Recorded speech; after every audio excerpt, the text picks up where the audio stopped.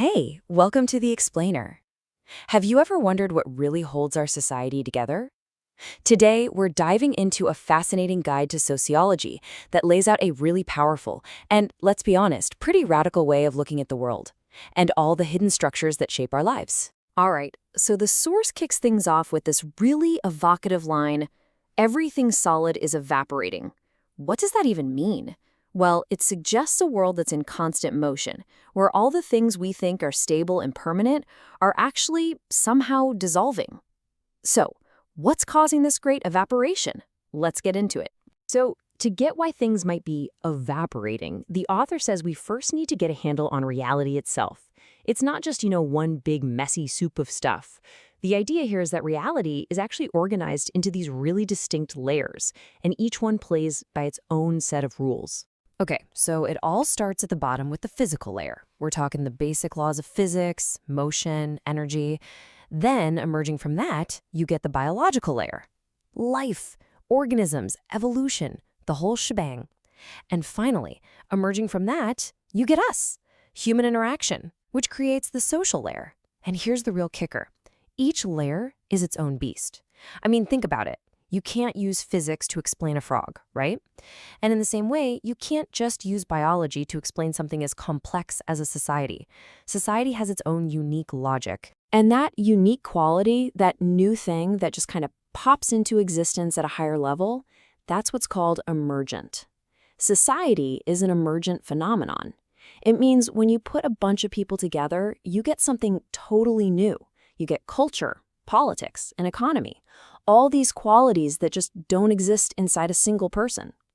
So if we want to understand society, we've got to study these new emergent social rules. So, okay, if society has its own rules, what does it actually look like? How's it put together?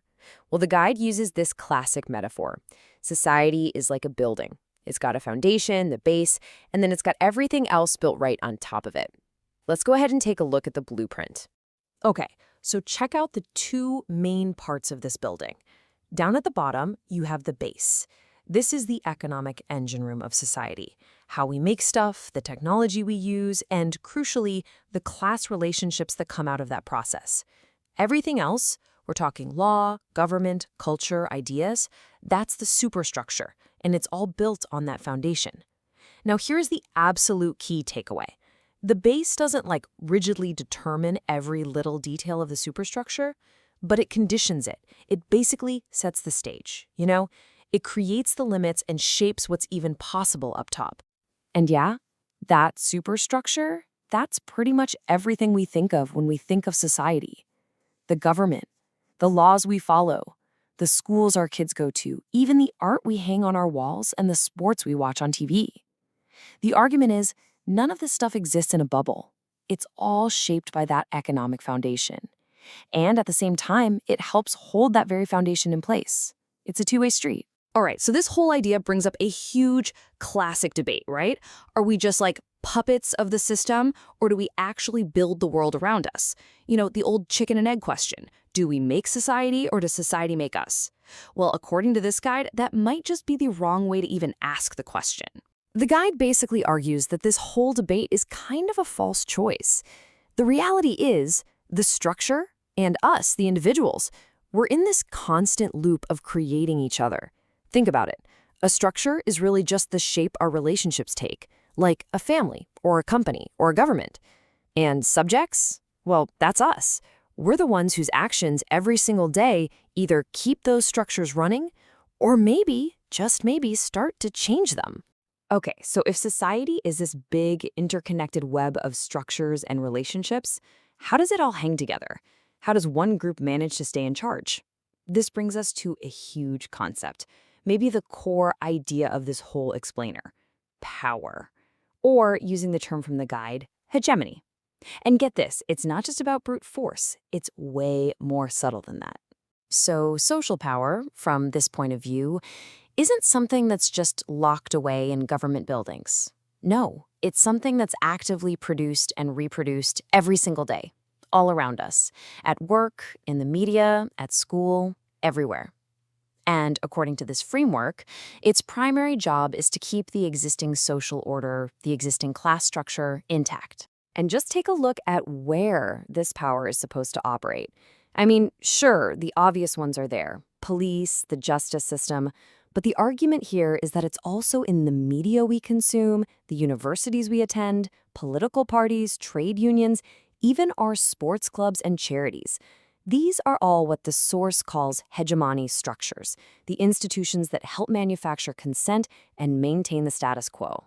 Okay, so if those are the places where power lives, how does it actually work? And this is where it gets really fascinating. Sure, of course, there's the threat of force, of coercion. But what's just as powerful, maybe even more so, is getting our consent, making the current system feel like it's just common sense, the only way things can be. It works through distraction, through entertainment, by making us indifferent, and even by creating ignorance about how the system really functions. Hegemony is this whole complicated dance between force and consent. And that dance is what keeps the whole system humming along. And this is a really sharp distinction the author makes: the difference between authority and power. Think about it. Authority, that's when you choose to obey someone out of trust or respect. Like you listen to your doctor's advice, right? No one's forcing you. Power, on the other hand, is always about an unequal relationship of domination. And this is key. It always has that threat of punishment lurking in the background, even if it's unspoken. But here's the thing. This whole web of power, this hegemony, it's not set in stone. It's not permanent. The guide argues that it can absolutely be challenged, and sometimes it can completely break down. And that leads to something called a crisis of hegemony. So what is this crisis? It's basically when the normal machinery of control just stops working.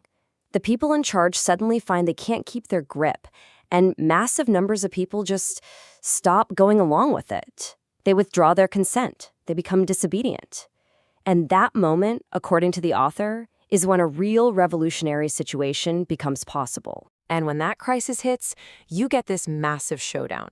On one side, you have all those existing hegemony structures scrambling to hold on to the status quo. But on the other side, you have new challengers bubbling up, what the author calls counter-hegemonic instruments. Think about it, things like alternative media or brand new political movements. And their whole goal is to build a completely different power structure from the ground up. So what's the end game here? What happens if those challengers, those counter-hegemonic forces, actually win? Well, that brings us to the final and maybe most provocative part of this whole framework, a vision of what a future society could look like after a transformation like that. Okay, so the big, really radical idea here is this concept of the withering away of the state. And let's be clear, the argument isn't for total chaos and anarchy. The logic goes like this. If the whole point of a state, with its police and armies, is to manage class conflict and keep one class on top, what happens when you get rid of classes? Well, those coercive parts of the state just become obsolete. They're not needed anymore. They wither away. So what would take its place? The guide sketches out a vision of a totally new kind of social organization, and it's a global one that covers all of humanity, where national borders are no longer obstacles. Its job would be to collectively manage all the big social tasks: production, education, healthcare, you name it. So the idea is you move from a state that rules over people to the state just being the organized people, the organized society itself, all working through collective planning and control. And all of that, it brings us right here to our final thought. This entire framework is built on this one powerful idea that society isn't some fixed, God-given thing. It's a system, a set of structures that are really just the shape of our relationships with each other. And that leaves us with one heck of a question to think about. If that's true, what form do we want to choose to build next?